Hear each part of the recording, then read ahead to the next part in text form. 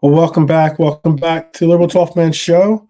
We are just about at halftime of the League Cup game, in case you got that on in the background. There's only going to be a 1 minute of extra time put onto this first half. So we are coming up on the conclusion of the first half. It is still 0-0.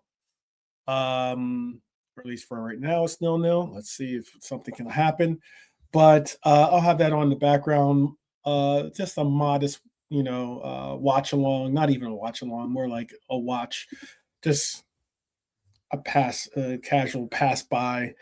We're not in this competition any longer, so it doesn't hold as much much attention for myself to be looking at these two teams, as I do not care for Chelsea and I care possibly even less for Arsenal. So, um, good afternoon to everyone. It is halftime, and as High Lore put, it is 0-0. Shout out to Lone Sheep. Shout out to High Lore. Big up to Lee Wizkid in the house. Big up, big up. Welcome, welcome, welcome. We're gonna get into this. Let's just get into this. What's happening? And we'll get into exactly what some of the titles have been, because I've been watching a lot of when a player comes to the team, you want to get to know who that player is. So, you might watch some of the highlight reels on him. You might read up on the scouting reports for the player. You might even go as far as to watch game clips, or even watch a previous game that the player has played in, or some previous games that he's played in. I certainly have been watching a lot of the commentary, the pundits' takes on this acquisition, and it has been a very uniquely, I would call it a mixed bag. It's more positive than negative, but I have seen some negatives takes out there, and I have seen some positive takes out there. But but we have a bunch going on. Since we're at halftime, I'll bring this down here.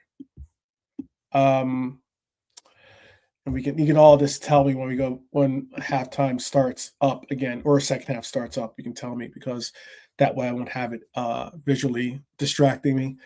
But because we've had one of those deadline days where you refresh the feed so many times, hoping that we get someone in for this position or that position that you thought was necessarily was a necessity.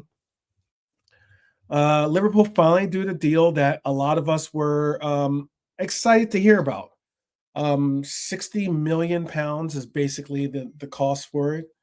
And it's for a player I'm affectionately calling JJ, but Jeremy Jacquet.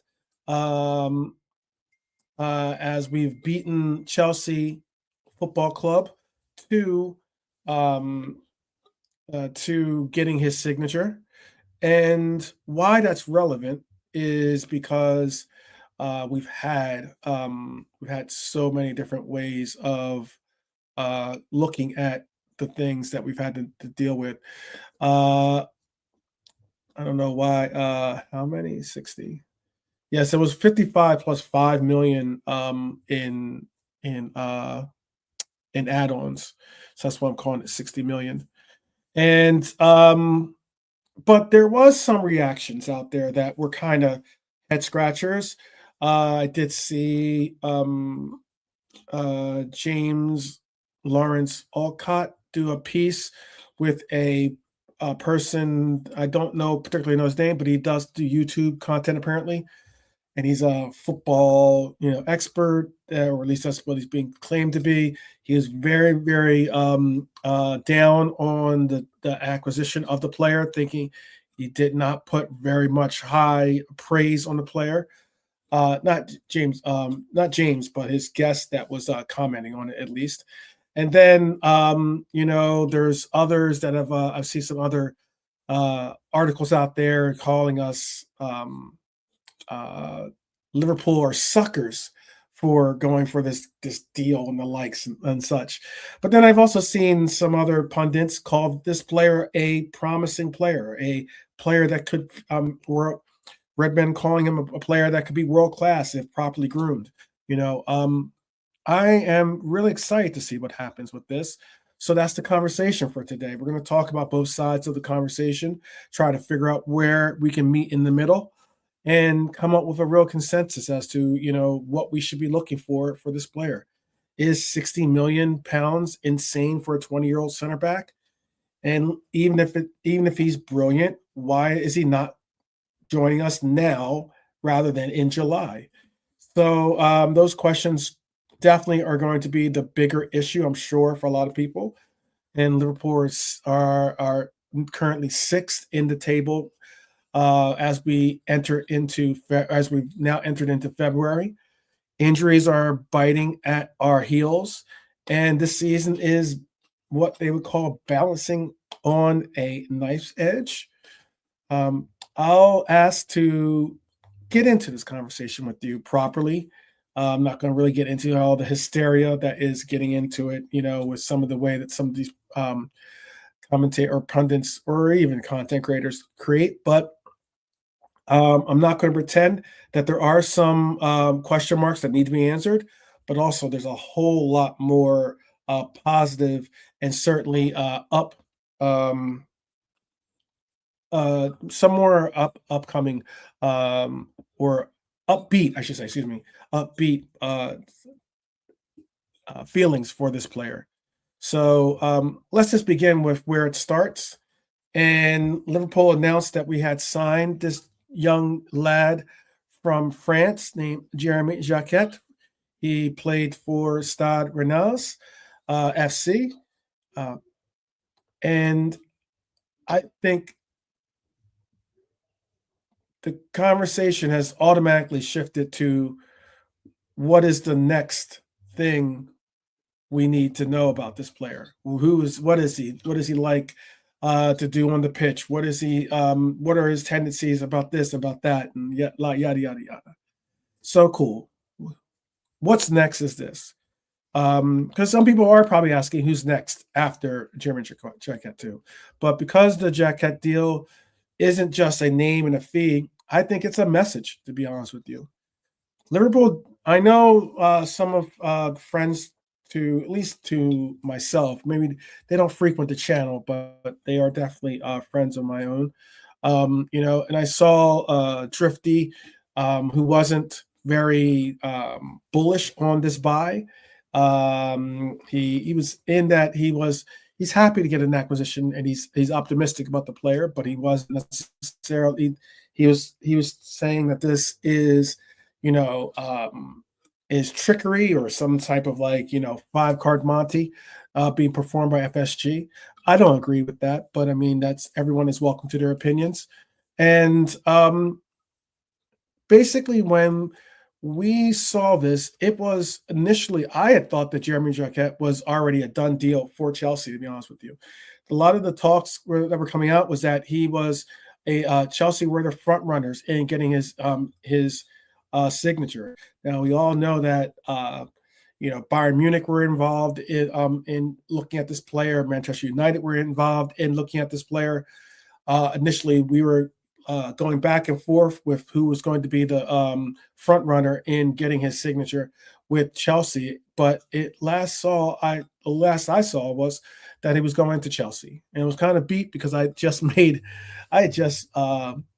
traded for him traded for him in my own fantasy team online with my football manager. So it would have been harsh to have a Chelsea player on my team if it ended up not working out the way it did, but fortunately it has.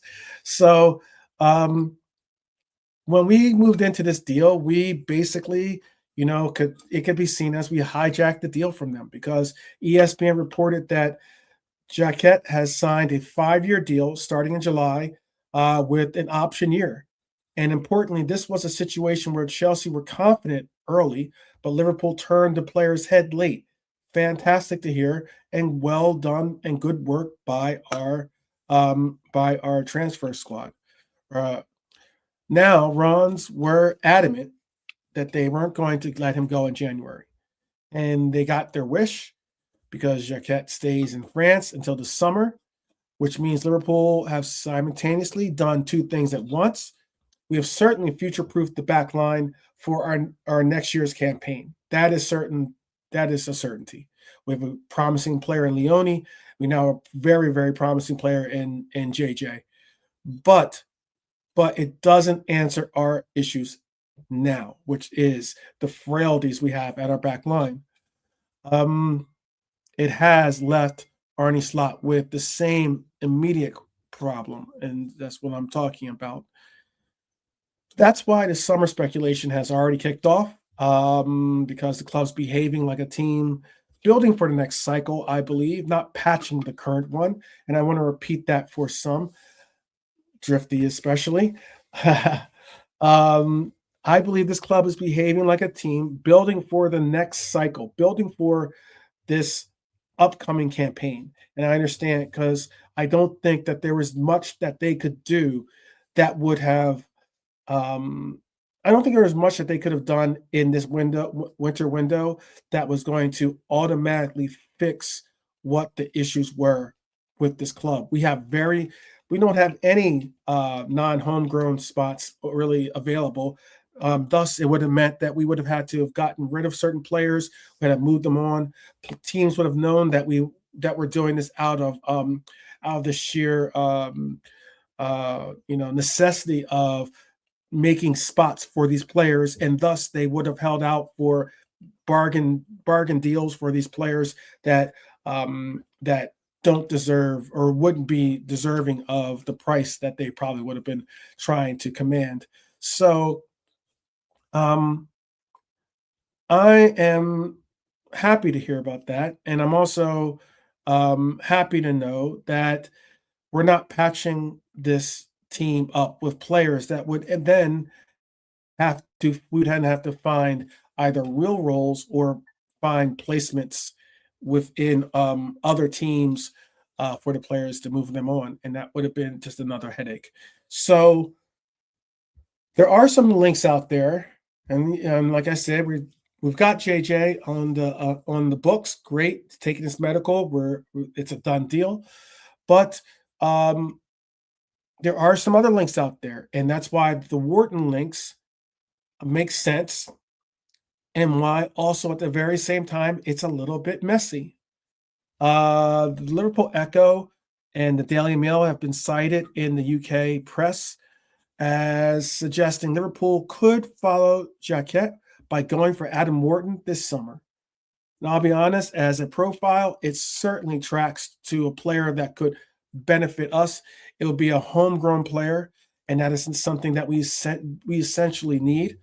And it is something of not necessarily the number one player on my list of players that I would like to see be brought to the club, but he's certainly on the list of players that I would be open to having as a Red. I think he's a talented player, and again, the homegrown status does make up very much so for his abilities and for his contribution to our roster. But Liverpool have been sniffing around for a midfielder who can help lighten the load on Gravenberch. That's certainly obvious. And having a lot of people weigh in. We're going to get onto the round table. I have it in this as a segment. Don't worry. We're definitely going to get to the round table. I see a lot of people commenting on that in the chat. But again, Wharton is exactly the kind of modern controller you can bring to a team that can build phases in your squad. He can bring presence with a press-resistant player. He can bring tempo. He can create angles. He can help with the circulation of the ball. Someone who controls games without needing to add chaos as well. And that's something that's definitely cool to have, especially since this team has made a big step towards being a more control possession-based club than we are a chaos, heavy metal type squad. But here's where I think the analysis is going to get a little real for some people. Crystal Palace, yes, I'm going to say this number not even remotely small. Crystal Palace FC reportedly threw out a number of £100 million as being their evaluation in January. The expectation that is it might settle down closer towards 80 million in the summer, but still 80 million pounds for Adam Wharton does not sound like a real number. And it hurts, but it's just, I guess it is just the market as we speak. And if that's the range we're talking about, I think Liverpool aren't just interested. They would have to be fully committed to this player. That is a given. We've also seen claims that Liverpool are open to initial contact or have opened initial contact with Wharton's camp early in the season to lay groundwork for a future move.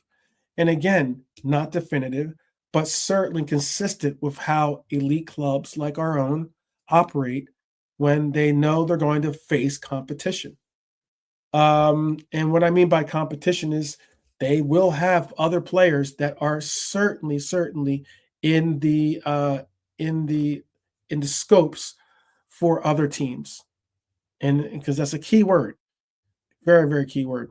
Manchester United, Spurs are all teams that are interested in Adam Wharton, and I think it's a question of, do we fully commit a large chunk of our, especially considering we just dropped 60 million, a large chunk to of our transfer budget to a player like a Wharton? It is a question, a very big question, because if you ask Ben Jacobs, maybe you don't.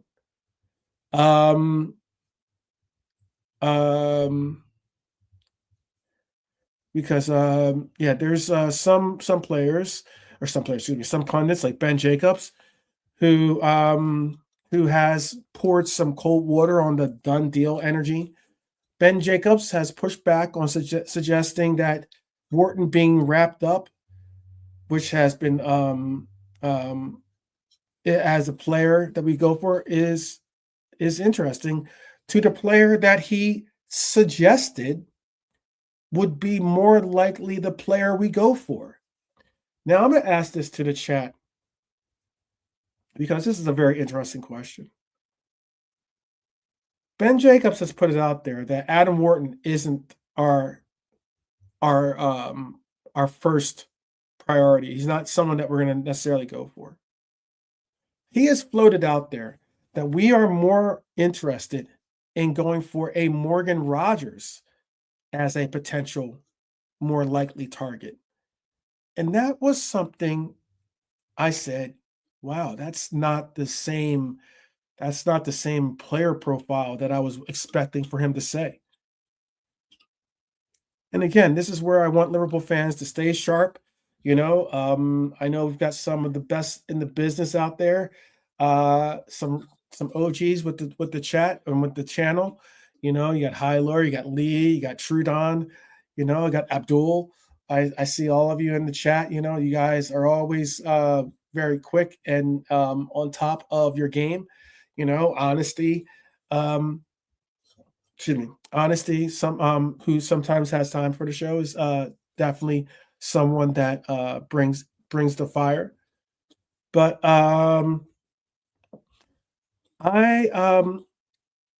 it's not that I'm comparing Wharton with Rogers, as in considering that, again, this is why I said my initial statement, they're two different player profiles. One is, like Tyler's suggesting, more of an offensive threat. The other is more of a defensive-minded player. You could loosely call it that. More, at least he plays a DM. I don't call him a destroyer, but he is certainly a defensive midfielder as opposed to what you get from Morgan Rogers. But my question was going to be for the chat, if you had a Morgan Rogers on the left and you have a Adam Wharton on the right, Who are you putting as your priority? Who do you make the initial move for? I know some of you are going to say, "Oh, make the move for both." Let's not play that game. Let's just play this simple question of do you choose the red pill or the blue pill, basically? Do you choose going with do you go with Morgan Rogers or do you go with Adam Wharton? It was an interesting question that Ben Jacobs brought up as being that he's saying that we are more interested in Morgan Rogers. It's a name that I didn't really necessarily see on our radar, to be honest with you. But all the same, if it is someone that we are interested in, then I would uh, I would certainly see I would certainly ask for you to say who would you be more interested in if we had to make a choice between the two. Um, let me say. This is where I want.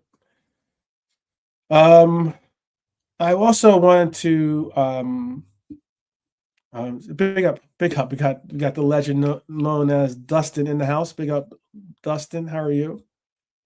Um, there's also a quick hit on the Elliott Villa line that I want to speak on, and that is that Harvey Elliott being frustrated at Aston Villa uh, is being treated as noise, um, because I know that Elliott is trying to uh, be optimistic. He's trying to be positive about a situation, and he's trying to hold himself in the right state of mind to be able to go out and perform and not be overwhelmed. Um, and I say that because when you see a lot of the headlines out there with he's being frustrated or he's this, he's that, Emery's treating him wrong, blah blah blah, all this stuff. You definitely tie a player to a storyline rather than add on to a player trying to further his development. And I'm hoping that he is a player that gets a little bit of respect by Villa and certainly gets his opportunity to play because there's obviously been some type of conversation had uh, um, by Villa and by Liverpool as to trying to get Elliott more playing time. Otherwise, Villa would have cut ties. They would have just taken a penalty, and meaning like the financial penalty that they would have recurred, and they would have just moved on. But they haven't. They've actually played him a couple of games now, and I'm hoping that he finds some more proper auditions to show that he's worth the player that he is. We are we are into the second half, by the way. The second half has started. Whoops. And let me make sure I can get this and watch this live in the background. But we are live. I'm going to actually 1 second. I'm going to put this in a window so I can watch it along with you guys. I'm sure some of you are watching the game. 50th minute, 51st minute, actually, 0-0 still. And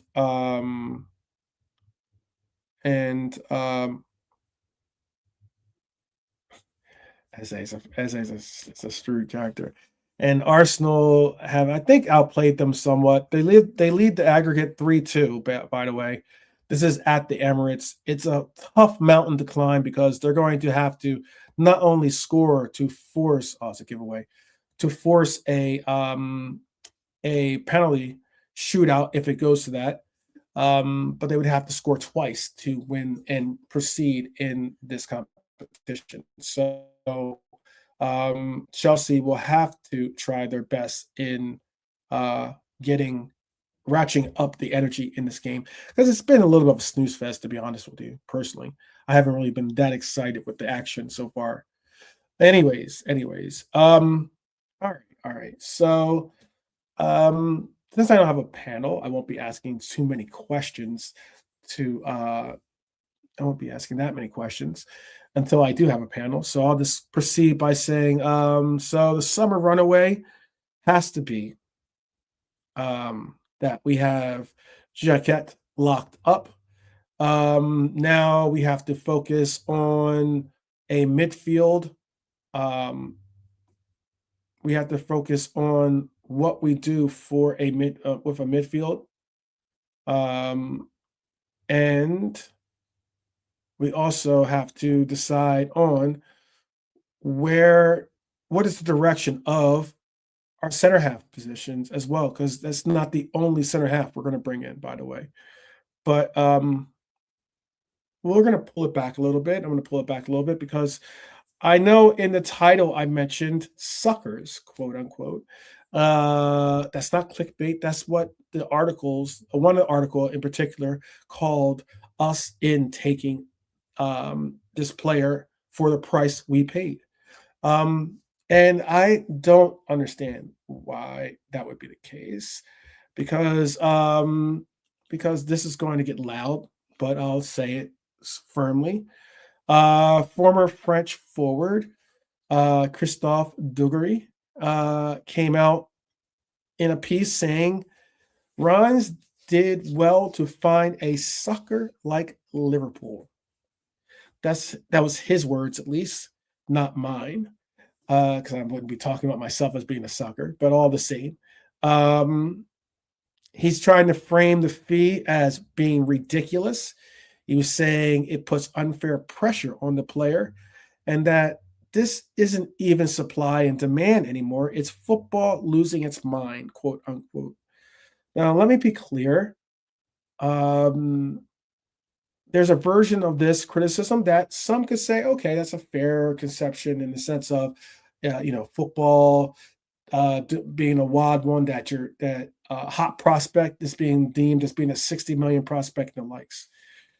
Um, however, I would go as far as to say, if I have the exact number that he actually did sign for, but I mean, this is around the same price that Manchester United paid for Euro, if you actually put it in perspective.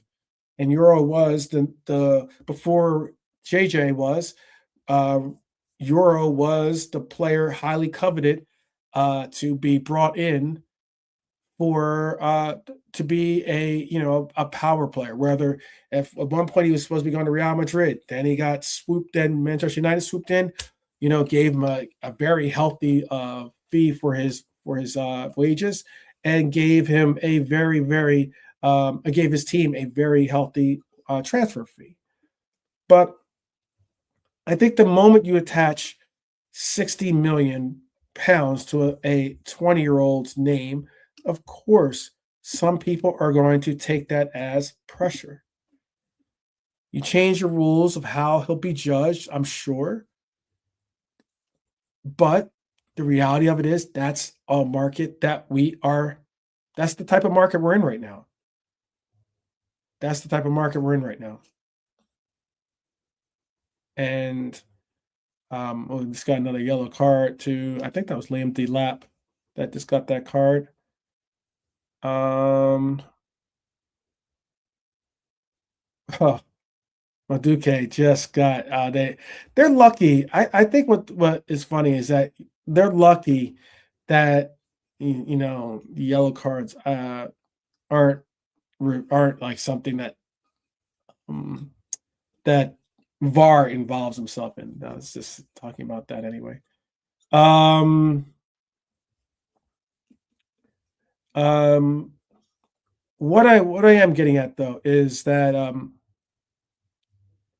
the part that I don't like with this guy's assessment about suckers and the likes is that the idea that if you spend big on a young player, it must mean that you are stupid or you are silly to do so.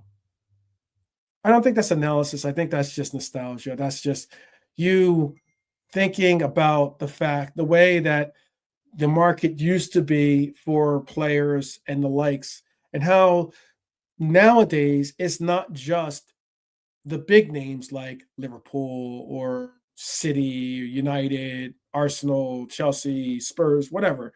It's not just those typical big six that are able to not only covet signatures, but to pay for these big prices. And that is why, that's probably why, when you do hear someone say that, you're kind of like, okay, I get why you might be saying that, but you're stuck in an era, of football that just doesn't exist any longer, unfortunately. Um, Clubs don't just wake up and set money on fire, people. And Liverpool, of all clubs, don't typically pay premiums unless they believe the profile is an elite profile. Chelsea about to make a big change to the lineup. Very interesting that Cole Palmer is coming off the bench. By the way, I get that the young Brazilian. I understand why he would be coming off the bench. Maybe a good impact player for Chelsea at the moment. But Palmer is about to go in as a substitute. We're narrowing in on the 60th minute, or almost 2/3 of it. But again, um, you can say that he has to be something of a special player for Liverpool to put such an emphasis on getting this job done, and even possibly going in some form of the word, going into a virtual bidding war with Chelsea for the player. You do have the likes of a Habib Baye, who asked about the situation, basically keeping it tight, saying he doesn't want to comment on suppositions, but acknowledging the idea scenario of Ron's is get the money they want, respect the player's wishes, which is he wants to exit from the club to a new challenge or new level of competition for himself, and still keep him for the rest of the season was a certain bonus for the team. Let's be honest, because from Ron's perspective, the deal is a perfect deal. They get their 60 million. They keep the player happy. They respect his wishes, and they also get to keep the player to help them make a push for possibly getting into Champions League themselves. I know that the reason why we accepted the structure of this deal the way we did is because the player is he's just worth it, I think. And that's just the ideal end to the conversation, at least. So, rebuild versus reality is what we're looking at, basically. We are 6th in the Premier League currently. Right now, we have League Cup competitions conducting their second leg of the competition, or of the Premier or the League Cup competition. And today, obviously, Arsenal, Chelsea, and then tomorrow will be, I believe it's City versus, I don't think it's Crystal Palace, but I'll double check to see who it is that's playing tomorrow.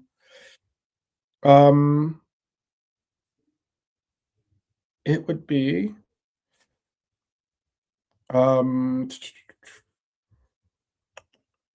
Newcastle. Right, that's right. Newcastle still have a chance to bring home some silverware in the League Cup, possibly protect themselves the in the hopes of it all. I do believe though that it is pretty high in the sense of like what the aggregate score is in that game. But let me just get into this. So Liverpool are 6th in February. We are the reigning Premier League champions. I just like to say that while we still can. Uh, we are obviously in sixth place, sitting outside of the Champions League placements, even if it is 5 placements that get us into Champions League, we still would be sitting outside of that. It is a somewhat, I wouldn't put it as troubling, but certainly concerning time, considering that we have, right now, we have a club that needs to recognize that Manchester United, Chelsea, all with new coaches, are on somewhat of a uptick when it comes to what they're producing in the Premier League, via points. But but again, I think the heart of the frustration is that we haven't maybe moved for a player to solidify ourselves in our back line, or maybe even in our midfield. Some might even say in our front line, considering Isak is injured right now, and we're still working Salah into a new form of player for us. But whether you think about long term squad building, or whether you're thinking about season, still has to. And what I mean by that is that this season has been a chaotic one. I look at the defensive situation. Connor Bradley out for the season. Frimpong, obviously with fitness concerns, but you know, he's been on and off, hot and cold when it comes to being reliable, this season. And unfortunately, it's been either hamstring or groin issues with the player, and that has been a real issue. You could go with Damis Abaslai deputizing in for a right back when we need him in as a midfielder.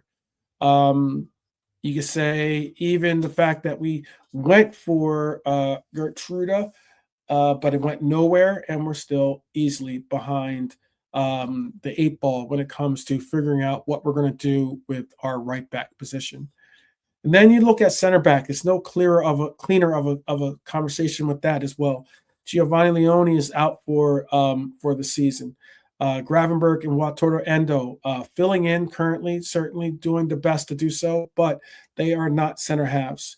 Kanate, obviously cutting short the compassionate leave to help through these games, and we appreciate that, and we are humbled that he would do so. Obviously, it's not an easy stage of his life, having just lost his father, and we all do wish him our thoughts and prayers be carried along with him and his family. But you know, he hasn't signed a an extension deal for us. So we are still wondering if that's even going to be our center half for the future. Um, I'm going to say this. I'm going to say this though. Missing out on Mark Gahey was bad. I admit that it wasn't good. We could have used Mark Gahey. He would have been a welcome addition. But that's water under the bridge. And see him go to Manchester City, I certainly makes it turbulent water, but or sewer water, I would say. But still, it is water under the bridge. Now we move.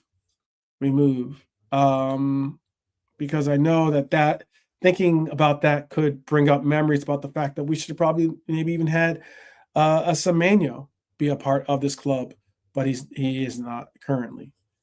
Um, Zubimendi just gave away the ball again. He's been doing that quite a bit lately. Still 0-0, 66-minute, by the way. 66-minute, by the way. 66 minutes gone in this, and we are currently looking at 0-0 or 1-0. Let's call it. Let's just call it 1-0. Arsenal 1-0 Arsenal. So last season's title is definitely a long, a vibrantly beautiful memory, but it is certainly one that is slowly but surely fading. A lot of the issues and problems that we're having with the case. João Pedro trying to get a call. He needs to stand up, man. And Virgil van Dijk, Salah, Ali are all legends, but they're all players that are over 33 years of age. So I know that that term time is undefeated, and obviously it is the case here. Liverpool had to build the next team. We did so by spending massively in the summer. We went out and brought Isak. We went out and bought Ekitike. We went out and bought Florian Wirtz. We went out and bought Milos Kerkez as long-term plans for and Andy Robertson. But this build while competing is not an easy one to stomach, I guess you say, for some. Just seeing if Chelsea can build out from the back here. And there's also a big squad planning idea that Ian Graham spoke about actually before. Ian Graham is a notable analyst and welcome. Oh wow, in Cape. Let's see what they're doing with this. They calling it a dive. You know what's funny about that is that is a dive. I will admit it. That is a dive, but that is about as much of a foul as the Diep foul. Malo Gusto has picked up a yellow card in this, and it looks like, as Lee Wizkid just said, Kai Havertz is going to be making an appearance for Arsenal, taking out Victor Gyökeres. But why I think this acquisition of JJ is both exciting and carries a bit of risk is simply because, yes, he's an unfinished product. He's someone that could certainly turn into world class, or he could turn out to be a flop. But the thing about it is that I am willing to put my money on the analyzation or the research and the numbers and an analysis guys that do the work for Liverpool, since they have done an exceptional job bringing in players that some of us weren't ever really thinking would amount to the players that they did. And I think also, I want to say this: there is my message to the pundit or the YouTube content creator that was on the James Lawrence Alcott show. I would say that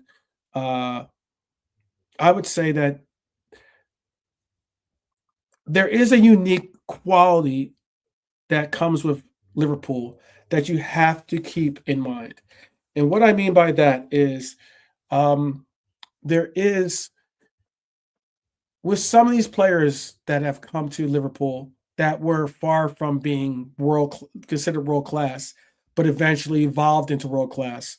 The one unique thing about Liverpool that I love is that we have a tendency to make world class players. We have a tendency to make stars out of players.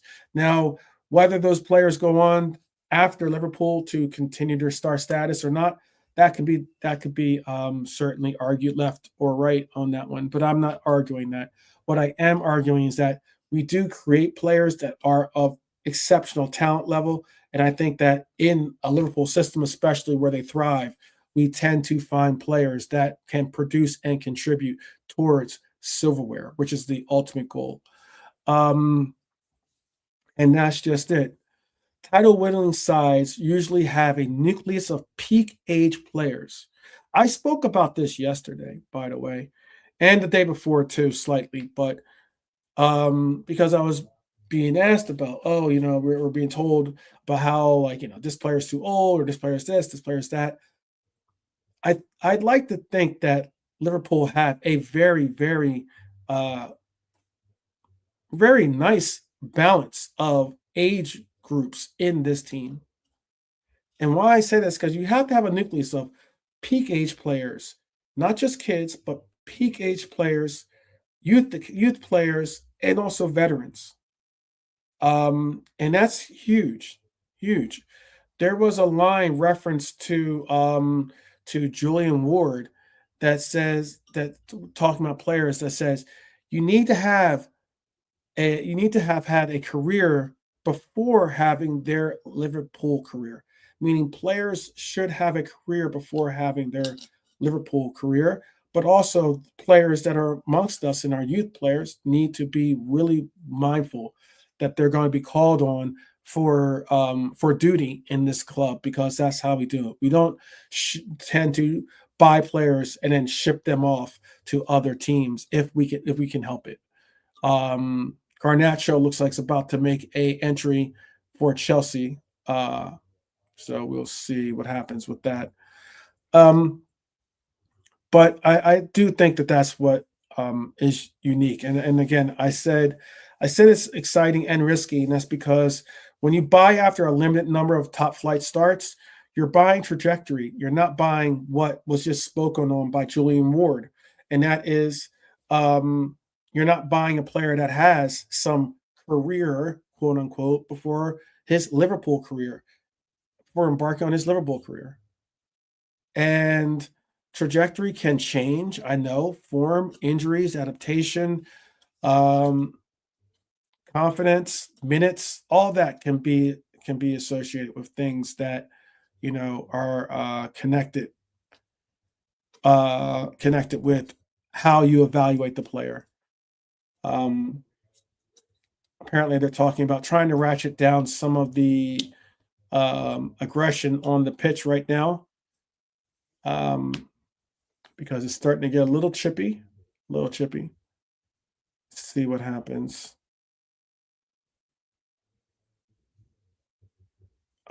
Players are this is getting weird.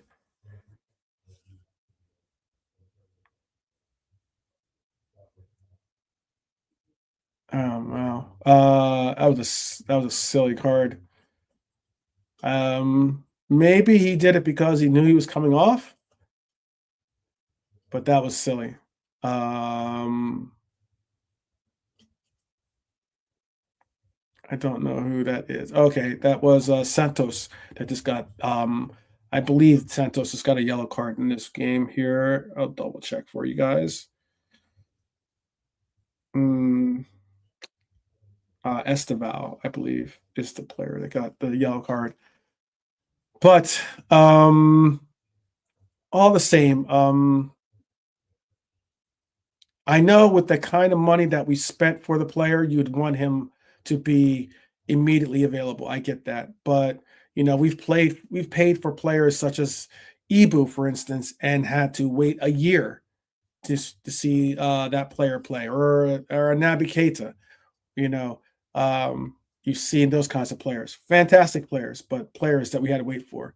So Jeremy's just another player that we will wait, and we will be happy when he does join our club and put that red kit on. Shout out Abdul, big up, big up. Um, all right, so let's just transition to the personal take of this JJ deal. And that's what I'd like to get into. Because here's my view. I think people are mixing up two conversations. And what I mean by that is, I honestly think that there's conversation A, which is 60 million is too much for a 20-year-old.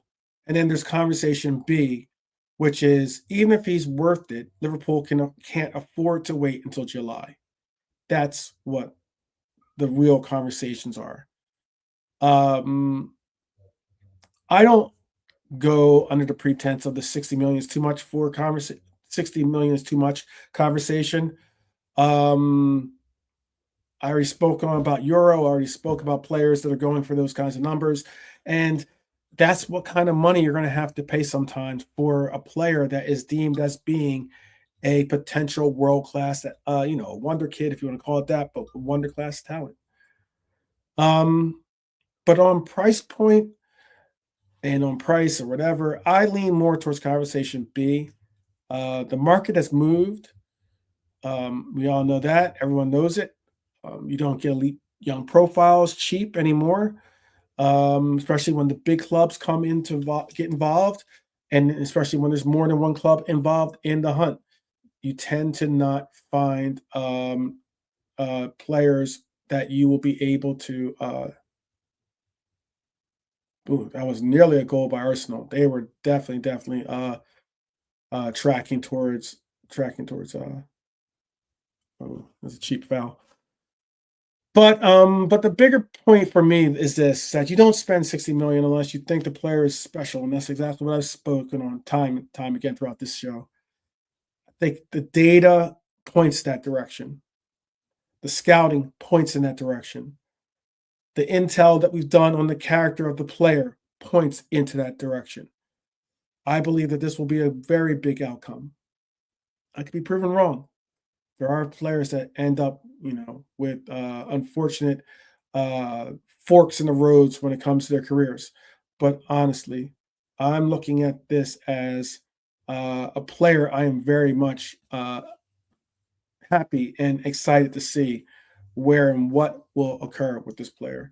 Because when you look at him, he's got a lot of things that he is good at. And what I mean by that is this center back is good in the air. Gets some aerial dominance when it comes to the player. He's tall, able to win duels in the air, but he's also able to win ground duels as well, which is a positive and fantastic thing because being dominant in the air and on the ground is basically the key environment or key characteristic you want out of a center back. He has the comfort of progressing the ball forward. I think that is something that is unique in some center backs. Some could argue that Kanate isn't exactly the best passer, but I think he's an average passer. I'm not saying he's below average, but when it comes to being able to get passes, shoot diagonals, and the likes, it's comforting to hear that this player has it in his wheelhouse. And then you get leadership traits. I think that a lot of analysis coming back has been that this player has leadership qualities in him. And I believe that is a true Liverpool center half that we need to be a part of this club. Um, there are parts that he's going to have to work on, by the way, though. He's not the finished product. Is it too much to ask about the fact that his price tag is going to? By the way, there's a very precarious free kick coming up. It's right in the middle of the 18 box circle, and Arsenal are trying to line up for it. Palmer and Enzo are both the players lining up to take the free kick as we speak. Don't give me any spoilers, please. Don't give me any spoilers if you're watching along with us, but maybe you're ahead of me. Please don't give me any spoilers. 81st minute is what we're on right now. And looking to see if this ends up being something. Palmer is just backed up, and he's the one taking it. It hits the wall. They're asking for a handball. Chelsea are asking for a handball. Let's see what they're talking about. No, that's not a handball. It's not going to be a handball. So, he's got things to work on. He's got his timing he needs to work on. Because basically Liverpool are saying we're fixing the long term, but Arnie, you're surviving the short term. I think is what we're basically seeing. And I know that some are taking the next segment that I'm talking about to show that maybe FSG is fully committed to seeing the player stay with the club. Um,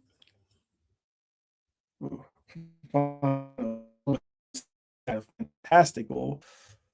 Gusto has gone down in the box once again. They've got to do something about these corner kicks where players can just hold on to players. Um, they've got to do something about that. They've got to make it where the point where defenders aren't going to get away with murder, and also you don't have, or even having the offensive players getting away with murder either. But what I was getting at is Slot has to find solutions from within. That's the key point. He has to get this team stable enough to either claw their way back into Champions League qualification. I'm hoping claw their way back into a comfortable third place in the league, or they have to go on a cup run, and I'm talking about Champions League title run, and it'd be nice to have an FA Cup run as well. But an FA Cup run and would certainly change the mood, but a Champions League run would certainly make a lot more people question whether Arne Slot is the right guy or not, I think. And that's just just a sad portion of it. Some of us are done with him as a coach, and some of us still think that he has room to be our next coach, or to be our coach of the future. But it also means the next 8, maybe even 10 weeks have to be looked at as not only important but essential in evaluating where we are as a team and what we do with our club.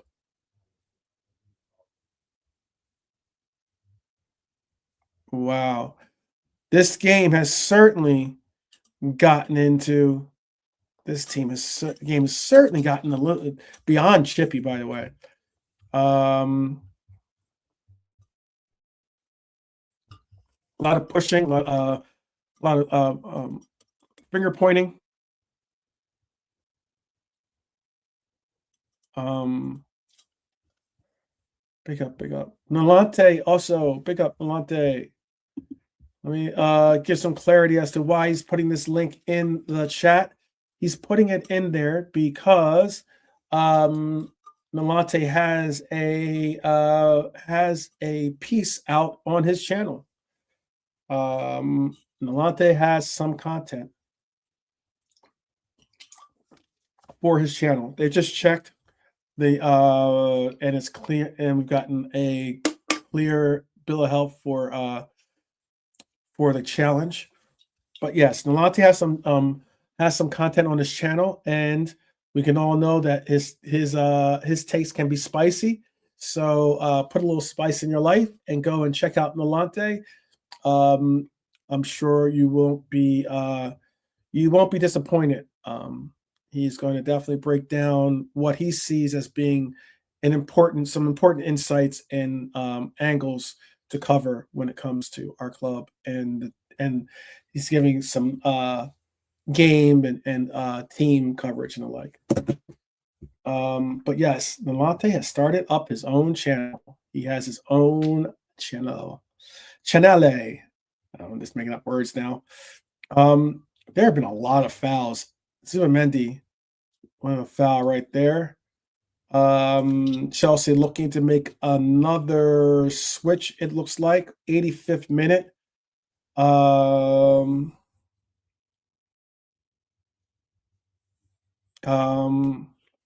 86th minute, I should say, actually.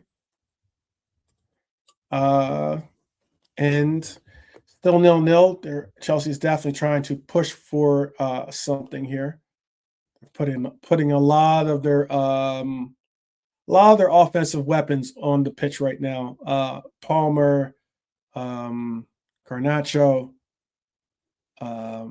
Esteval.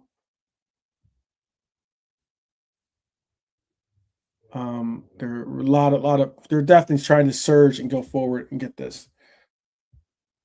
But yes, that is Nalante's channel. Link to his episode, actually. That's the link to his episode. You can subscribe to his channel by simply hitting that subscribe button. But where do you stand on Jacquet? Tell us definitely. Is he elite future cornerstone? Fee will look cheap in years to come. Is he a good player but wrong timing and huge pressure? Is he Liverpool?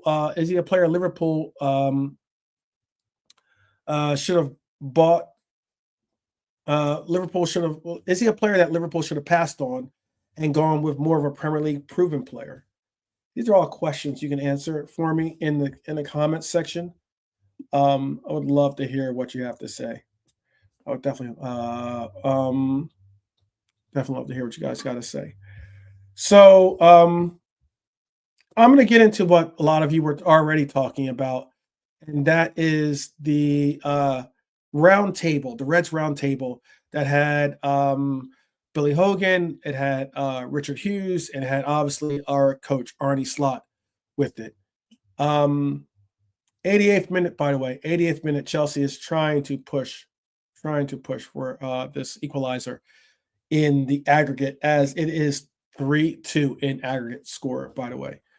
But on the last Reds roundtable, we heard Billy Hogan, Richard Hughes, and Arne Slot give some what I would consider probably as real as we're going to get takes about the club and about the direction of what we are embarking on, and it is from the guys that run our club, whether it is our manager, our coach, our an owner, or even a obviously our sporting director.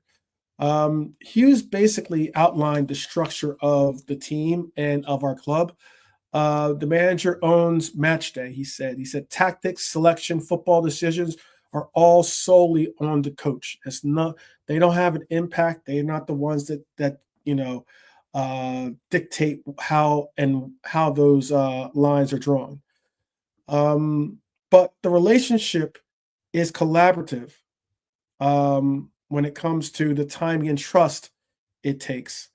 And he says something that matters, I believe, right now at least, and that is judgment isn't daily. It's not reactionary when it comes to making real judgments as to what players need to go or what players need to stay.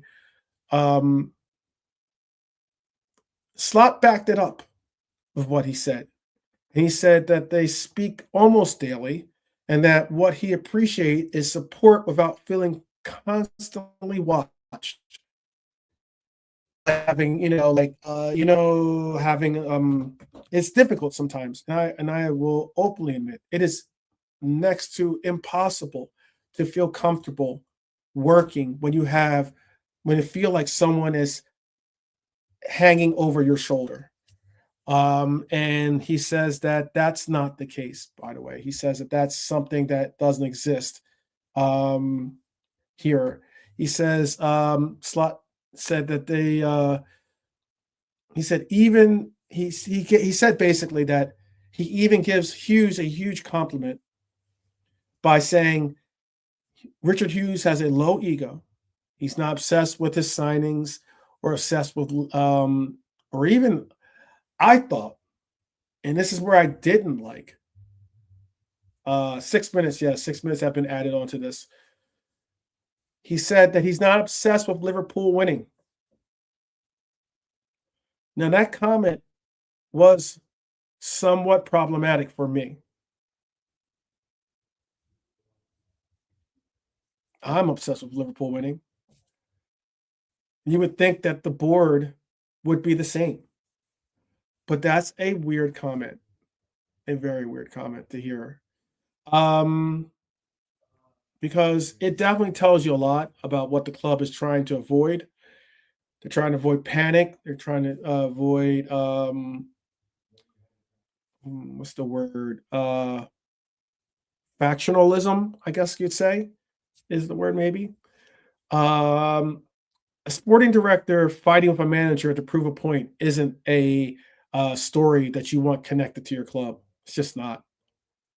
And um, Hughes also talked about adaptation, uh, adaptation to what was going on to this new look that Liverpool were going through, and this new look is just that. He emphasized that he expected that players from abroad, particularly the young ones, would take time to adjust. And we've seen it through Verts, we've seen it through Eketike. Um, Keep in mind, we're going to have to be patient and willing to be patient when it comes to JJ as well. But he's looking at the opportunities the relationships are creating as being opportunities to see players that are going to make positive contributions to our club. And I think that once these relationships start to click, you're going to start seeing more and more people change their tunes. Similar to, how many times did we hear that, now, or how many times now have you heard Liverpool have a chance to have a real concerted chance in the Champions League, something that we weren't hearing before. But now all of a sudden we are certainly lining in to be one of the favorites, or at least a dark horse favorites to compete for this competition. But the club in this round table is essentially saying we've convinced the process is right, and we're committed to the process. We're committed to working with what we have and making additions when we see fit. I would ask if you believe Liverpool's structure is the right one. I know, again, my friend Drifty is very, very critical on the administration, um, and what they've done. But I think that they've done the same, if not similar, mistakes that all clubs will make and will continue to make, and that is trusting in the process. And you have to really trust in the process. So it should be interesting to see what the final verdict is when it comes to our club. Um, 94th minute, 94th minute, Chelsea is pushing for some type of result here. Um, Pushing for some type of result. I'll ask you guys while this game comes slowly to an end. Please don't give me any. Don't provide any updates in the chat if you could, because like I know that you guys are ahead of me. This is I'm watching it unfold right here as Chelsea try to break down what is. Oh, you gotta take that shot. What is looking like a the Arsenal's form of a low block. They have about eight, 9 guys in the box, basically. And they're simply trying to bend, not break. Um, oh, it's a horrible pass. What is that? Caicedo, I think. Um, but yes, this is the 96th minute coming up.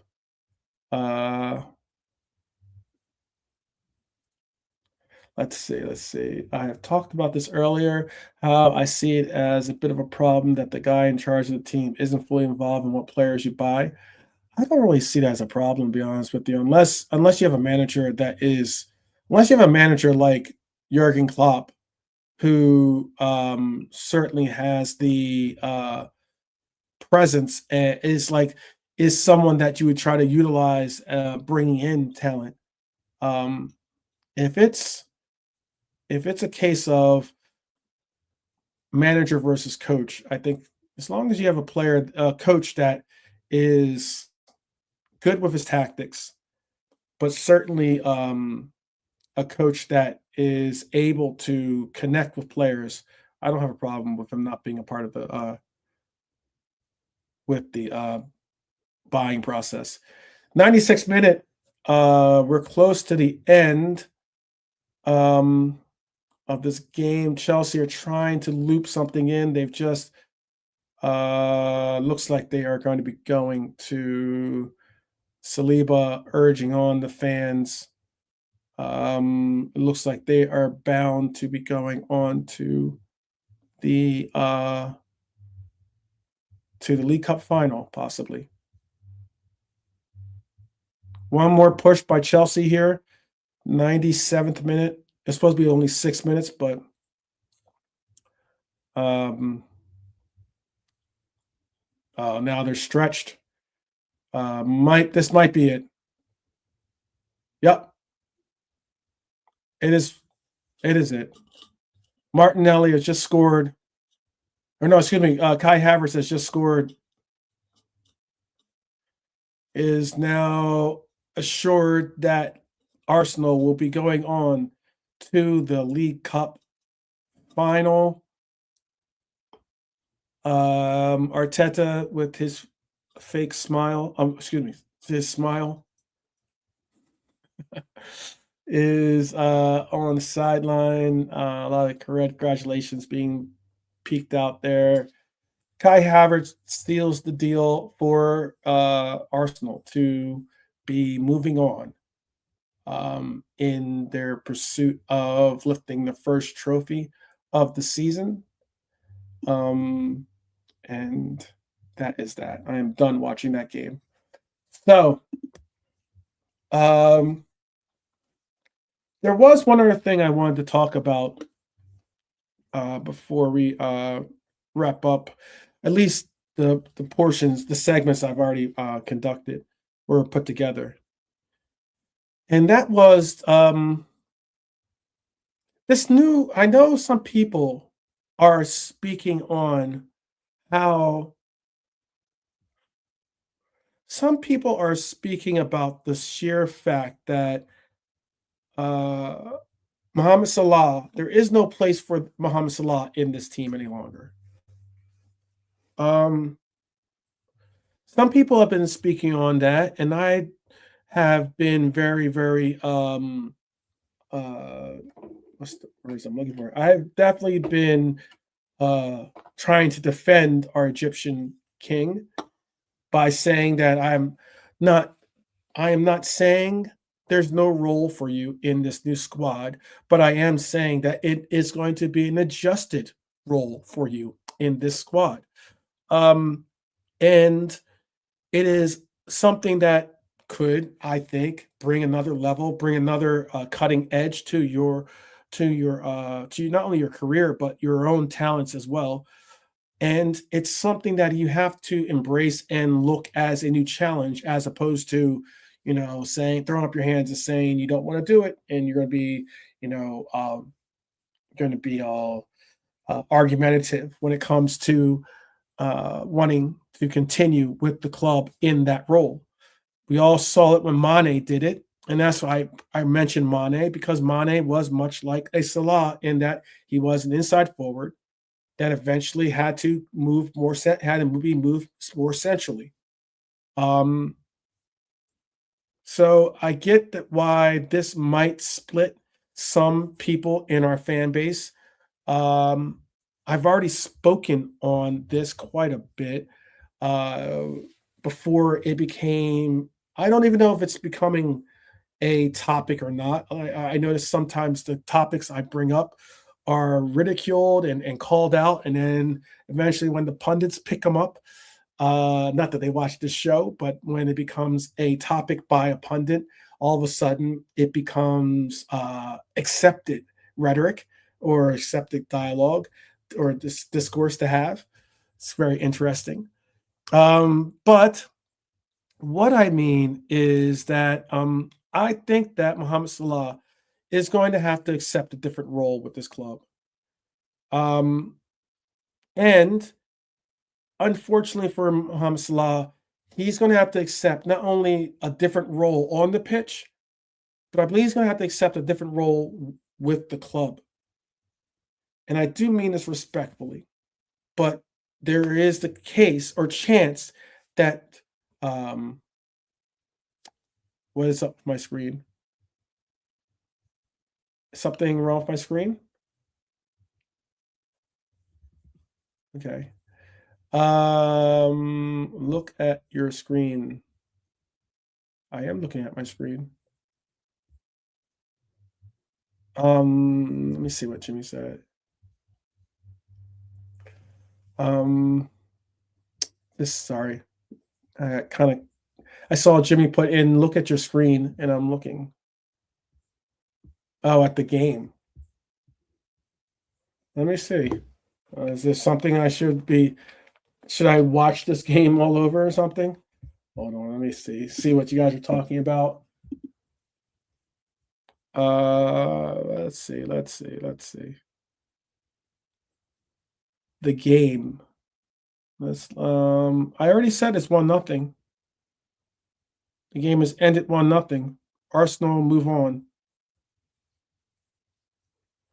I don't know Jimmy, tell me what you're talking about before I move on with this. Back to what I was just saying though, and that was that Salah needs to accept a different role with this team. Why I'm trying to bring that up is that I believe truthfully that Salah needs to not only accept a different role on the pitch, but I also think that he has to accept a different role off the pitch. And that is he is going to have to recognize that he is not a guaranteed starter week to week. I know that for him, he regarded it as, oh, what all the things he's done for the club, all the things he's done in the past and the likes, and we honor, appreciate, and accept that as exceptional work, legendary work. However, I've always said that I think that going to a 4-4-2, adapting to a 4-4-2 is something that I think is necessary for this club to do. Because I think at this moment, if it came down to it, I am more interested in seeing not only Verts, obviously, but I am more interested in seeing Ekatike and potentially and eventually Isak in our front line than I am having to sacrifice putting both of those players on and bringing on the likes of a Gakpo and a Salah to balance out the front line. I'm not looking for that. I'm looking to balance my front line with Ekatike and Isak as my front two. Can we go to a 4-2-3-1? Absolutely. We can always adjust and adapt to a formation that might be more susceptible to us scoring. However, I don't think what I'm saying is disrespectful to our Egyptian king. I hope it's not being taken as me trying to disrespect Mohamed Salah. And why I say it that way is because football works like that. Time is undefeated, and football works like that. And right now, our two most I want to say deadly, or our two most important players are certainly Florian Wirtz and Ekitike. That partnership is blooming. But I also think that Isak is a flower waiting to bloom as well. He is a red rose waiting to happen as well for us. And I get it. The messy part is like the context behind what I'm saying. People hear me saying this, they're like, "Oh, you're gonna bench Salah." That's the benching drama from before. We've already gone through it. You know, um, you could go as far as being like the scape. Are you trying to scapegoat Mohamed Salah with the season he's had? Or those that will say, okay, big up Jimmy, big up Jimmy.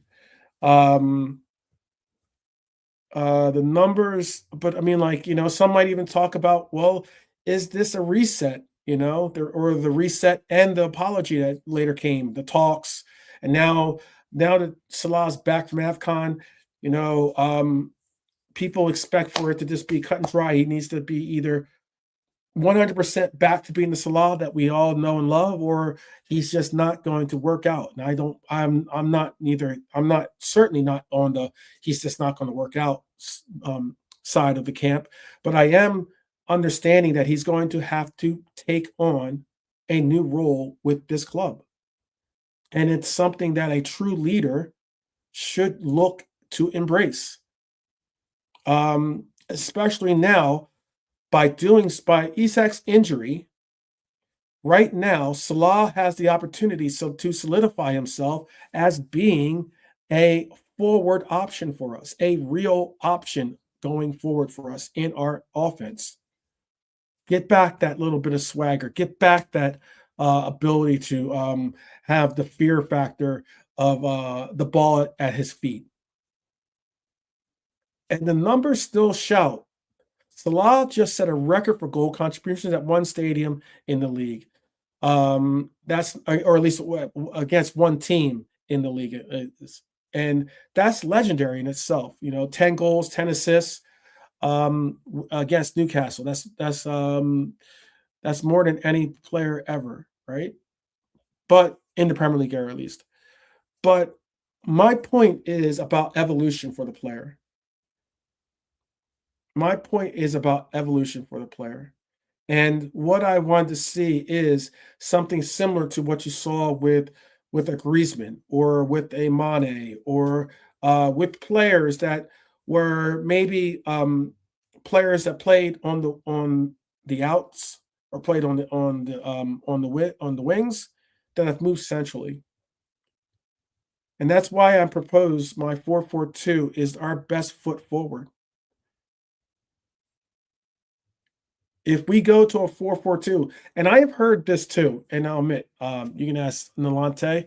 I have heard some offer that we go to a back three. What is Jeremy Jacquet, excuse me, is the acquisition of Jeremy Jacquet us basically acknowledging that we're going to go to a back three? Because Jeremy Jacquet or JJ has played both central and as I believe as a right center half, I want to say. But at the very same time, you know, I I could see us doing something like that. If we were to go like that, that'd be an interesting transition to go with the back three and then have two wing backs. I play with a in one of the formations that I play with at on my on my tactical boards is playing Liverpool in a back three. I will openly admit that. I do play people in with a back three, and then thus utilizing my fullbacks as my opportunities to provide width to my team. But if you go over 4-4-2, I think that the upside is this: you can keep two forwards central, and more often it would be Isak and Ekitike. Maybe you could have a Isak and Salah or Salah and Ekitike. You know, you can even throw in a Jaden Dans when he's healthy into that mix. But I think that is something that could work. You can reduce isolation wide, by the way, and create more second ball pressure. And that is something because by being narrow, you'd be creating something of being able to have more numbers in the middle to work out for those second balls. And then you can potentially manage Salah's sprint load and minutes better. And what I mean by that is we've seen people say to every one of us, how often have you heard, oh, Salah's legs are done. His legs are spent. His legs are this. His legs are that. I'm not necessarily saying that Salah doesn't have the ability to, be the speed merchant that he was in his earlier years of his career. But what I am saying is that a good football mind can make the most of, even when you lose some of that speed, being able to capitalize on positioning, angles, on different approaches to get some of that advantage back in your favor. And I think moving centrally in a 4-4-2 would make a substantial difference, because all of a sudden then and there you have a Salah taking on a center half with his speed, as opposed to a fullback with his speed. Two noticeably different numbers when it comes to fullbacks versus center halves. So I think that that's something important. I understand the risk. The risk is this: the risk is that you lose the natural width. I understand that. Your spacing is that the spacing that you rely on in a 4-3-3 or 4-2-3-1 is sometimes very essential. I get that. You might expose the fullbacks even more given the injury issues. I get that as well. We have an issue with fullbacks in those positions, keeping them healthy. And you might even end up forcing what some might call square pegs into round holes. And that is by making, those that want to say, oh, well, then pull Salah back and pull him into the midfield, or put Gakpo into the midfield. That's not what I'm saying at all.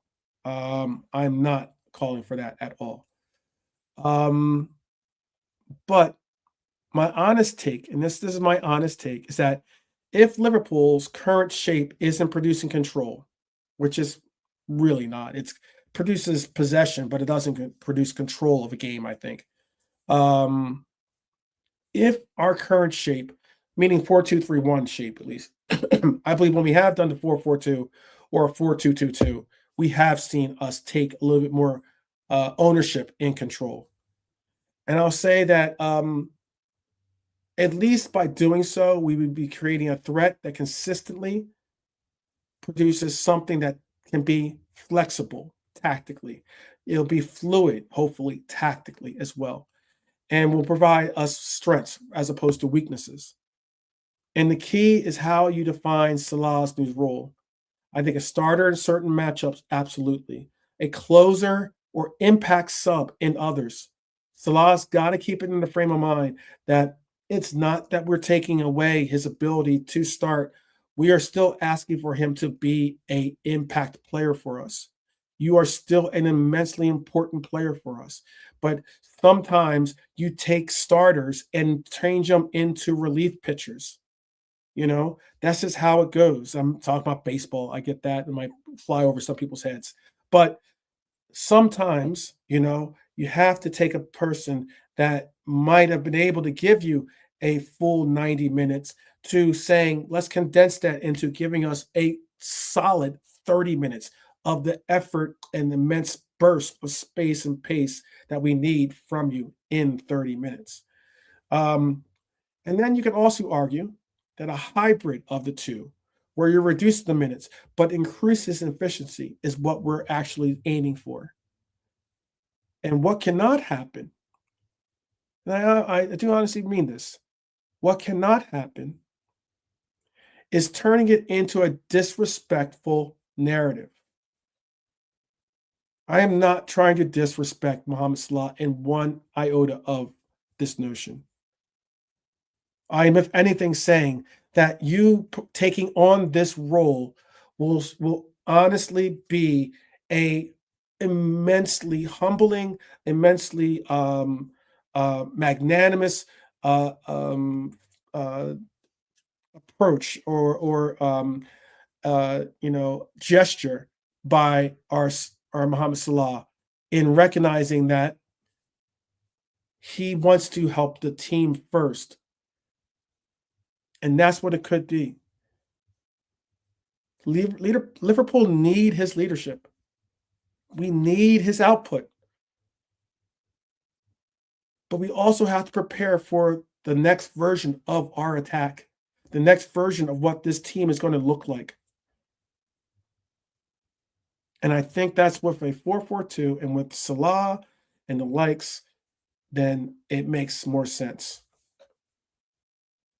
I'm going to eventually have a little comparison between the to see if some are really, really interested in having a back three, versus maybe a 4-4-2 or maybe even versus a 4-2-3-1. But I want to have that conversation. I'll have a tactical conversation with you at another time, not this moment, but at another time. That was just more so about trying to find a role for a player I believe is a an essential fabric of this club, and that is Mohamed Salah. Eventually, you know, we will have to prepare for a day where Salah is no longer a red. I understand that, but for now, and most importantly,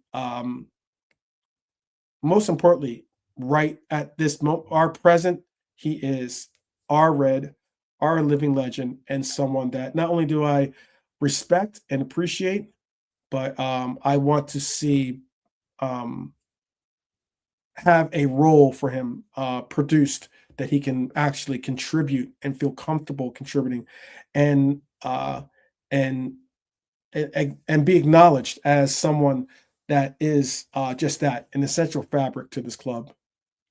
Essential fabric to this club. Um, let us see. Let us see. I didn't get a chance to see a lot of the comments, but I see some of you are talking about the fact that some believe that um,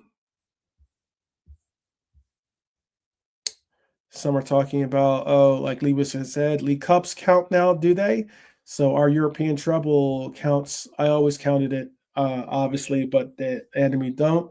I agree with that too.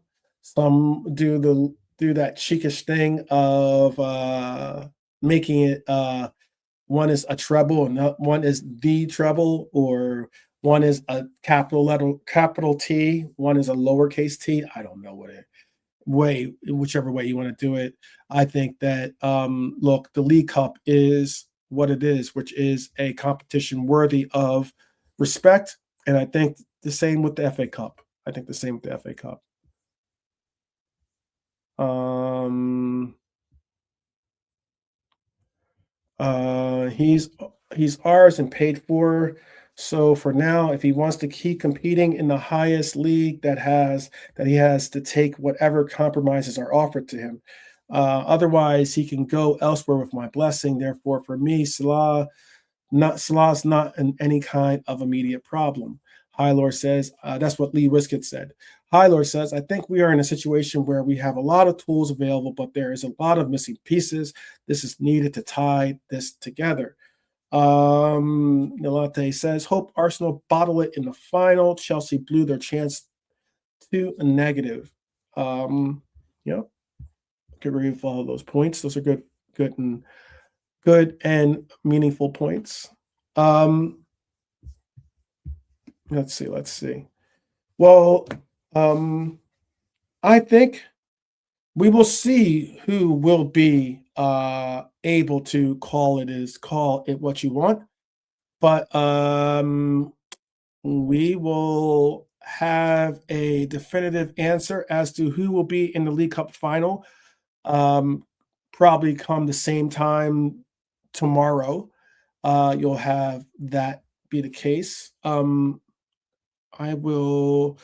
I think tomorrow I am going to be unable to do a show, but um, but I will be keeping an eye out for it as well. There is I have tickets to an event tomorrow, so I have to, but it's a day event, so I am going to be indisposed tomorrow. But maybe Nolante and JK will do a takeover, or maybe we see Lee. We haven't seen Lee in a while. I don't know if him and Tracy are on holiday, or if they're patching up their relationship. Who knows?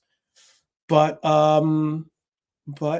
yeah, hopefully we see Lee pretty soon. Hopefully, I'll get in touch with Nolante and JK to see if they're interested in doing a takeover of the show tomorrow to talk about whatever it is that they would like to talk about. All right, people. We're at the 90th. We've passed well over the 90th minute. There is 50 of you in the queue, I can see. So I appreciate all of you. Whether you're on X or whether you are on YouTube, shout out to all of you, each and every side of the coin. Why do we have, I didn't have to see, what are we talking about here? I don't know what Hyler's referencing. But I was just going to say, this is where we're going to land the Liverbird. I think calling Liverpool suckers is what is silly in itself. Questioning the timing, I can understand that could be debated, but Liverpool have essentially made a long-term decision by going for a defensive player that will be a work in progress. While the short-term season hangs in the balance, I understand. We will make it together. We will push forward together as Reds, and that's the important part about it.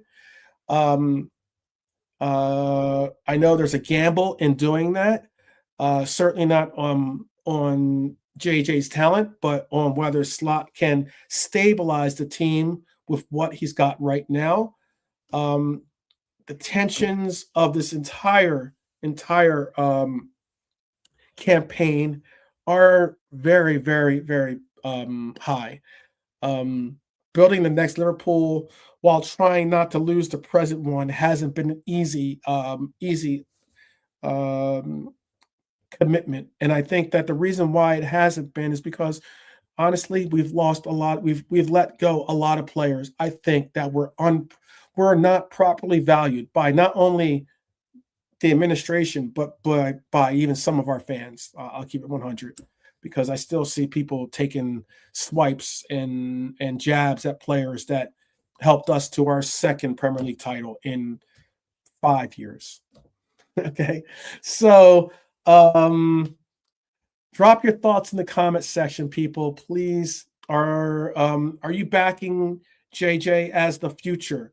I say JJ as in Jeremy Jacquet, as the future, or are you worried about the pressure and the timing that is associated with this transfer? Do you see the vision that I see for Salah? Do you see that he can evolve into a new role, evolve into a new system, or keep forcing the old model until it breaks? And I think we've already seen fractures of that break before he left for AFCON. I hope you enjoyed this episode.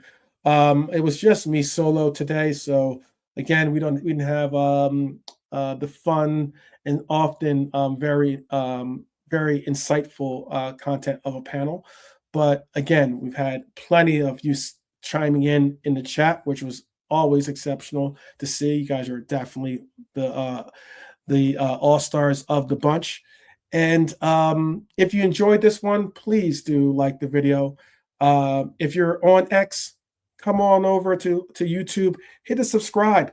You can always watch us on X. Absolutely. Watch us on X, but at least hit the subscribe button on YouTube, maybe, just to help out the channel. And as always, I would like to say to each and every one of us out there, you'll never walk alone. And of course, up the Reds each and every time.